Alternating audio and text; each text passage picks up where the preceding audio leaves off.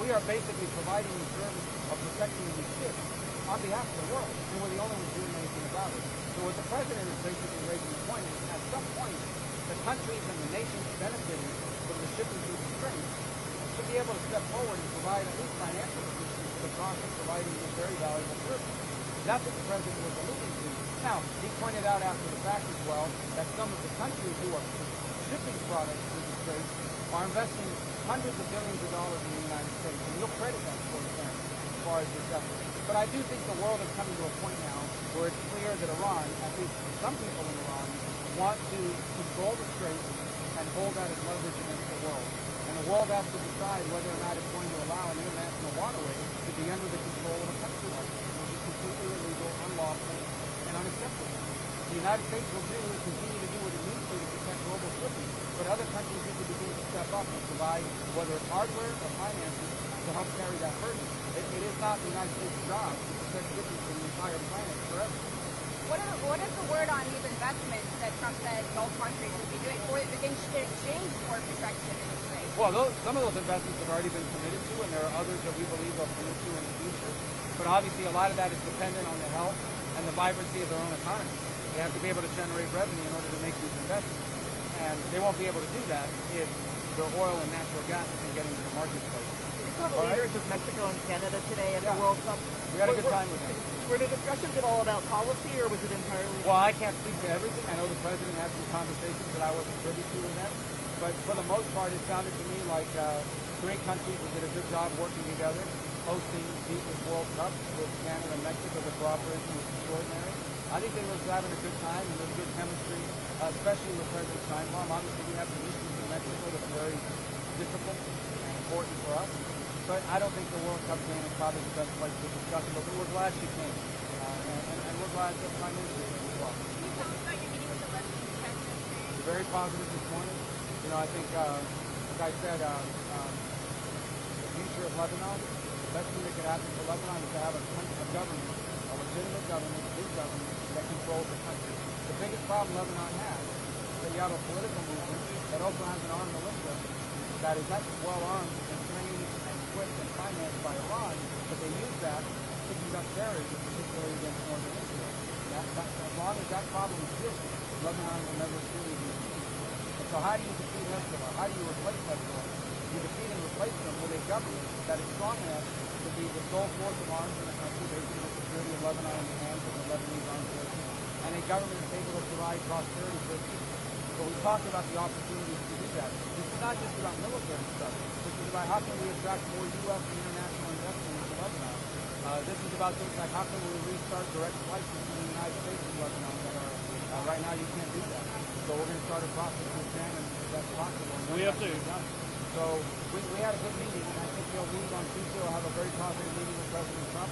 And I think President Ayoun will be able to return to Lebanon and say to the people of Lebanon that he is the one that's getting positive results for the people. All Lebanese, including Christians, Jews, Shia, and Bedouin, and Druze, all the people of a very diverse country. Not Hezbollah, not Iran.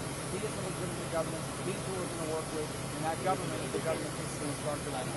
All right, if the factions in Iran that are working for diplomacy, if they don't win out, what next? What happens? Do you have a message? Well, I don't think it'll be good for Iran. I mean, Iran's economy is in shambles. They have 300% inflation, particularly on life-sustaining goods. They have dwindling revenues to meet even their own payroll. They have food shortages. They have a drought, which we didn't cause. But they have a gasoline shortage and a fuel shortage. All these problems existed before all this began. They've just gotten worse. They will continue to get worse. And one of the reasons why Iran is in shambles, they're a rich country. Iran is a rich country. One of the reasons why Iran is in shambles is because every penny that this regime there gets, be it through sanctions relief or through the oil they're able to get out, they invested in Hezbollah. They invested in Hamas. They spend billions of dollars supporting militias in Iraq, Hezbollah, and Hamas. They should be spending billions of dollars supporting the people of Iran. They should be spending billions of dollars building their country. But instead, they use it to sponsor terrorism. So I think there's a growing awareness of that inside of Iran. And I think there's even a growing awareness of that among some of the people in their government. In fact, we have heard that from some of the people in their government. But obviously, there's a tension here, and we'll see how that plays out. I can't tell you how it's going to play out. It's up to them. Has All the right? message on the fallen troops, sir? The fallen troops? Oh, yeah, look, obviously, I think sometimes when we look at this stuff, we forget, we take for granted that our military is so effective, but the mission they carry out is very, very dangerous. And so we lost people in Jordan after there was a strike. A missile got through. We shot down almost all the missiles. One leaked through, hit the wrong place, and tragically and heartbreaking. And our hearts go out to these families who were heroes that paid the ultimate price. We also lost a service member in Iraq unrelated to combat. They were decommissioning ammunition, and an accident happened in that process, and they were harmed. But look, our military all over the world, especially in that part of the world, but all over the world every single day, do very dangerous things. We've had people who lost their lives in training missions. Nothing the military does is safe. It's all inherently dangerous. And we're just grateful to have such heroic Americans continue to perform in the service of our country. And obviously, it goes without saying that we're praying for their families and praying for their souls. We are grateful that we have people like that serving us, both those who we have lost and those who at this very moment are on the watch defending our interests around the world. Okay, well, thank you guys. So, hurry up and file your stories before you lose life.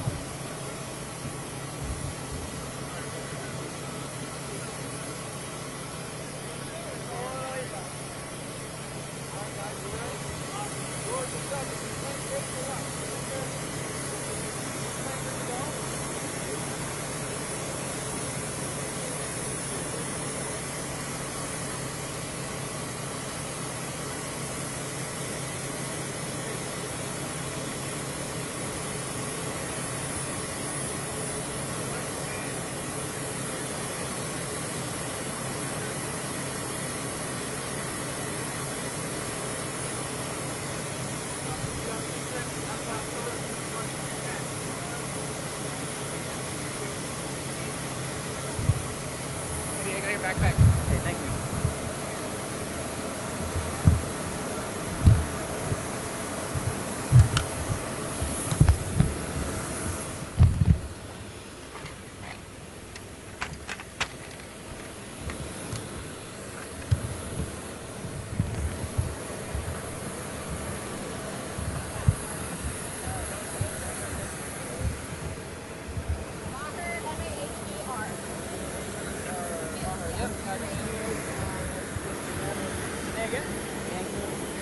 Steven, your last name?